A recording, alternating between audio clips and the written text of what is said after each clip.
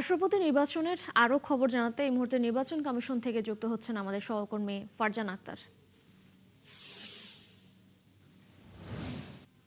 Farzana, EC সচিব কি বললেন তার ব্রিফিংয়ে জানাবেন বিস্তারিত।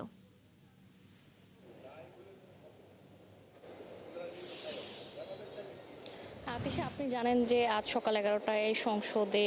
যে ভারপ্রাপ্ত স্পিকার কায়সার কামাল এবং চিফ হুইপ, সরকার দলীয় চিফ হুইপ এবং বিরোধী দলীয় চিফ হুইপ সহ যে সংসদের কর্মকর্তা তাদের কয়েকজনের সাথে কিন্তু নির্বাচন কমিশন সচিব একটি বৈঠক করে এসেছেন এবং সেই বৈঠকের পর নির্বাচন কমিশনে একটি সভা বসে, অনানুষ্ঠানিক কমিশন সভা, এবং সেই কমিশন সভার পর কিন্তু নির্বাচন কমিশনের সিনিয়র সচিব আমাদেরকে ব্রিফ করেছেন এবং নির্বাচন কমিশনের সিনিয়র সচিব আমাদের যেমনটা জানিয়েছেন, আজ আসলে সংসদে এই বিষয়ে বৈঠক হয়েছে যে আসলে ভোটদান প্রক্রিয়া কি হবে। তিনি আমাদেরকে যেমনটি জানিয়েছেন যে বেলা 2টা থেকে বিকাল 5টা পর্যন্ত ভোট গ্রহণ অনুষ্ঠান চলবে এবং এই সময় 3টি ব্যালট থাকবে, 3টি স্বচ্ছ ব্যালট থাকবে। সেই ব্যালটে যারা এমপি বা ভোটার রয়েছেন তারা তাদের ক্রমিক অনুযায়ী ভোট দিবেন এবং যে ব্যালট পেপার থাকবে সেখানে ক্রমিক নম্বর থাকবে, যারা ভোট দিবেন তাদের নাম থাকবে, স্বাক্ষর একটি স্থান থাকবে বাম পাশে এবং ব্যালটের ডান পাশে যে প্রার্থী যাকে ভোট দেওয়া হচ্ছে তার নাম থাকবে, এরকম কিন্তু জানিয়েছেন ইসি সচিব। এবং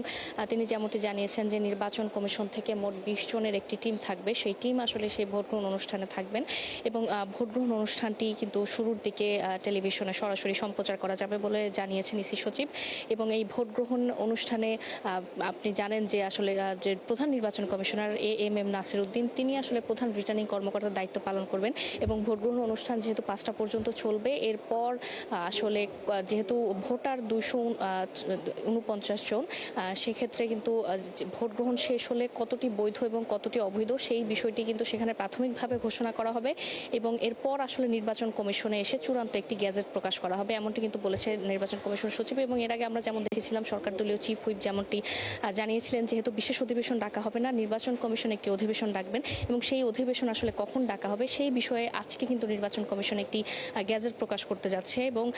13 তারিখে কিন্তু আসলে এই যে সরকার দল এবং বিরোধী দল যে মনোনয়ন নিয়েছে সেই মনোনয়ন জমা দেওয়ার শেষ তারিখ 13 তারিখ বিকাল 4টা পর্যন্ত। তিশা। ফারজান আক্তার, আপনি আছেন, খোঁজ খবর রাখতে থাকুন, নিশ্চয়ই আমরা ফিরবো আবার আপনার কাছে। দর্শক, নির্বাচন কমিশন থেকে যুক্ত ছিলেন আমাদের সহকর্মী ফারজান আক্তার।